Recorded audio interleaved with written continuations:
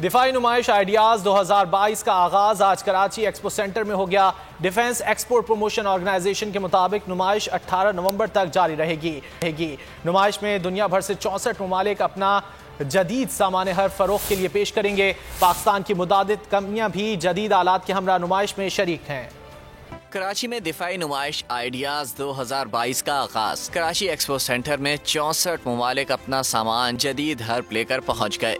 जदीद तरीन हथियार और दिफाई आलात नुमाइश के लिए पेश कर दिए। नुमाइश में मजमूई तौर पर 285 कंपनियां और गैर मुल्की वफूद शरीक हैं। इफ्तिताही तकरीब से खिताब में वजीर खारजा बिलावल भुट्टो ने कहा, पाकिस्तान दुनिया में अमन चाहता है। बरे सगीर में अमन के लिए मसला कश्मीर का हल जरूरी है। Peaceful resolution of the long-standing occupied Jammu and Kashmir issue is in light of the UN resolutions and aspirations of the Kashmiris is central to establishment of sustainable peace in South Asia. तकरीब में पाकिस्तान की जानिब से मुतादिद कंपनियों ने अपने stalls लगाए, जिनमें जदीद ऑटोमेटिक असलहा और कम्युनिकेशन के आलात पेश किए गए हैं। शुरका का कहना था, नुमाइश से दुनिया में पाकिस्तान की दिफाई सलाहियत और आलमी दिफाई रवाबित में इजाफा होगा। नुमाइश के दौरान सर शाह सुलेमान रोड सुबह 7 बजे से शाम 6 बजे तक ट्रैफिक के लिए बंद रहेगा।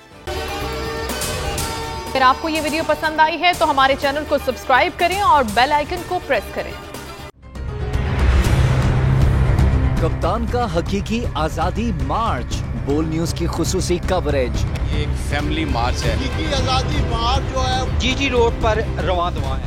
बोलने की हक और सच की बात। इमरान खान के कंटेनर के करीब फायरिंग का वाकया पेश आया। फायरिंग से जख्मी, अस्पताल मुंतकिल।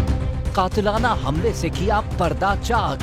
बोल हमेशा बना आवाम की आवाज। को वेलकम देगा आजादी मार्च के लिए। बहुत अच्छी कवरेज की है ये मार्च की, जबरदस्त कवरेज। सब्सक्राइब करें और बेल दबाएं ताकि कोई खबर रह न जाए।